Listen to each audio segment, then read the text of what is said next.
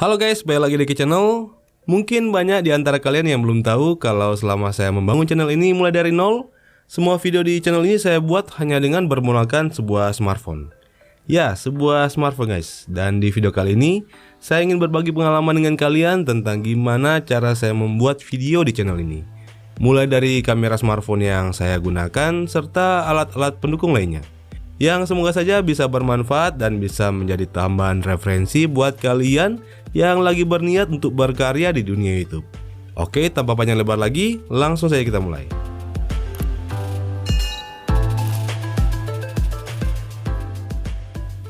Oke, hal pertama yang akan saya share kepada kalian adalah kamera yang saya gunakan untuk merekam video di channel ini, termasuk video saat ini. Mungkin banyak di antara kalian yang belum tahu kalau selama saya membangun channel ini untuk merekam video, saya hanya menggunakan kamera smartphone. Alasannya karena smartphone sangat mudah dioperasikan serta selalu ada dengan saya setiap hari.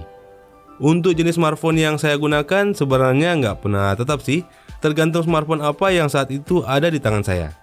Biasanya saya akan menggunakan smartphone yang sedang atau sudah saya review. Kalau saya nilai kameranya bagus, biasanya setelah direview smartphone tersebut belum langsung saya jual. Saya akan pakai dulu buat merekam video sampai ada HP baru lagi yang saya review dan hasil kameranya menurut saya lebih bagus dari sebelumnya. Baru HP-nya saya ganti dan yang lama saya jual. Begitu seterusnya sampai sekarang.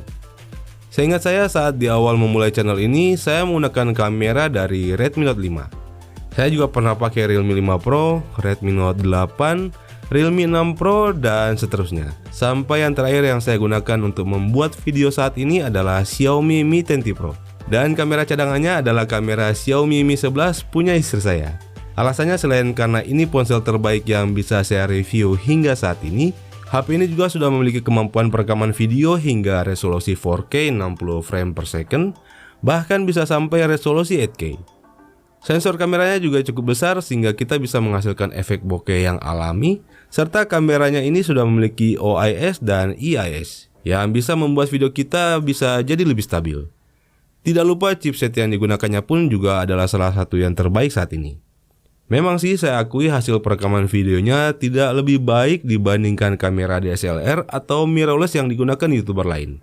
Tapi menurut saya kualitasnya juga tidak jelek kok. Asalkan kalian bisa memaksimalkan fitur-fitur yang ada di kameranya, saya yakin hasilnya akan memuaskan. Saya sendiri sebelum mulai merekam biasanya akan melakukan beberapa pengaturan di kameranya yang saat ini sudah menjadi settingan default saya saat mulai merekam video. Dan satu hal yang cukup membantu dari software kamera di Mi 10T Pro ini adalah tersedianya mode Pro atau biasa kita sebut manual control. Dan saran saya sebaiknya kalian pelajari gimana caranya menggunakan mode manual ini ya guys, karena dengan pengaturan mode control yang pas, video yang kalian hasilkan akan bisa terlihat lebih profesional lagi walau hanya bermodalkan sebuah smartphone. Saya sendiri sebelum mulai merekam biasanya akan menyesuaikan beberapa settingan di mode Pro ini, mulai dari pengaturan ISO, shutter speed, white balance, dan resolusi yang digunakan. Dimana untuk bagian ini nanti akan kita bahas detailnya di lain waktu ya guys, karena ini membutuhkan pembahasan yang khusus. Satu hal yang perlu kalian ingat bahwa untuk pilihan resolusi video, saya sarankan sebaiknya kalian pilih resolusi tertinggi yang ada di smartphone kalian. Hal ini dimaksudkan agar kualitas videonya memiliki hasil yang bagus dan jernih, bahkan saat videonya kalian edit dan upload ke YouTube. Karena biasanya proses editing dan upload bisa berpengaruh pada kualitas video ya guys. Dan kalau saya biasanya merekam video di resolusi 4K 30 frame per second atau terkadang 4K 60 frame per second untuk footage yang rencananya akan saya jadikan video slow-mo.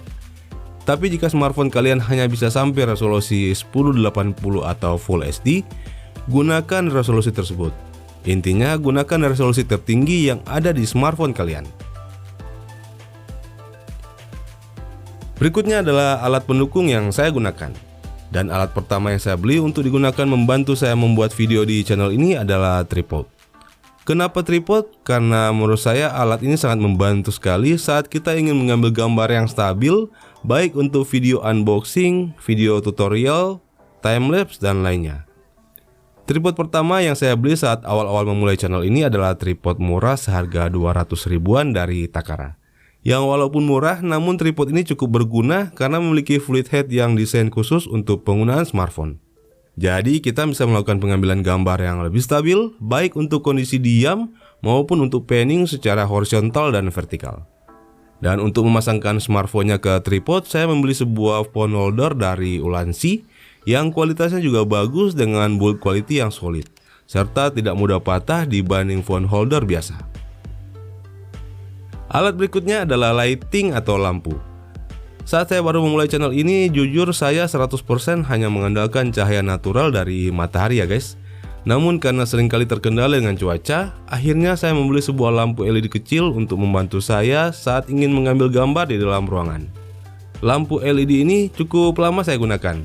Meskipun kecil, namun cahaya yang dihasilkan lumayan terang dan masih bisa diandalkan untuk shoot-shoot tertentu.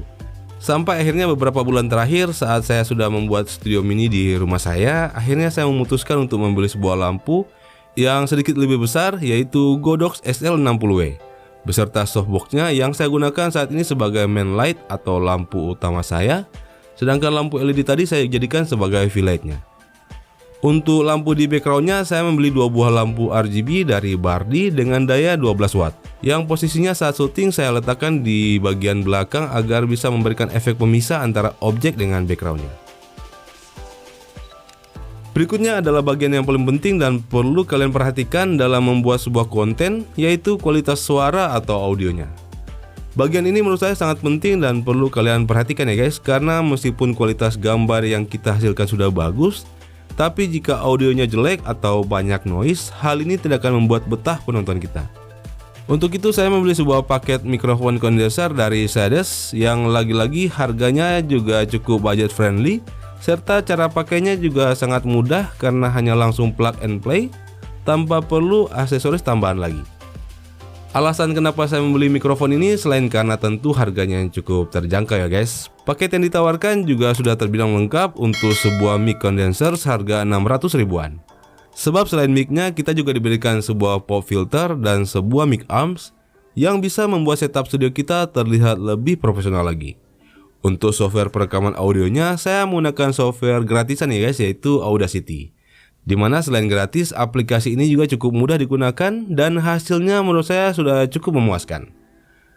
Tapi sebenarnya saya baru sekitar 5 bulan terakhir menggunakan mikrofon ini ya guys. Sebelumnya kira-kira selama 1 tahun lebih, saya hanya menggunakan sebuah lavalier mikrofon dari Boya, yaitu Boya BY-MM1. Dan sebelum itu, saya hanya menggunakan headset bawaan dari smartphone yang digunakan istri saya. Lalu audionya saya edit menggunakan aplikasi gratis yang bisa kita download di Play Store, yaitu Lexis Audio Editor. Jadi di awal saya membangun channel ini, saya hanya merekam audio bermodalkan smartphone dan juga headset gratisan. Tapi hal itu tidak membatasi saya untuk terus berkreasi. Oke, itu tadi beberapa peralatan yang saya gunakan untuk merekam video dan audio di channel ini. Sekarang ada tempat penyimpanan atau storage dan perangkat editingnya.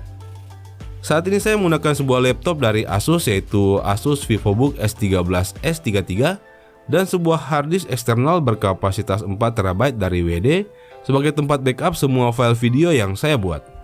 Tapi jujur sampai video ini dibuat, saya belum pernah menggunakan laptop ini untuk mengedit video ya guys. Laptop ini hanya saya gunakan untuk merekam dan mengedit suara dari mic condenser tadi. Setelah audionya selesai saya edit, filenya akan saya pindahkan lagi ke smartphone untuk diedit bersama file video yang saya rekam menggunakan smartphone tadi. Lalu file audio dan videonya saya satukan menggunakan aplikasi editing, yaitu KineMaster. Untuk cara edit video menggunakan KineMaster, tutorialnya sudah banyak ya tersedia di YouTube. Kalian tinggal sisihkan waktu saja untuk mau belajar, dan pastinya aplikasi ini sangat mudah untuk digunakan.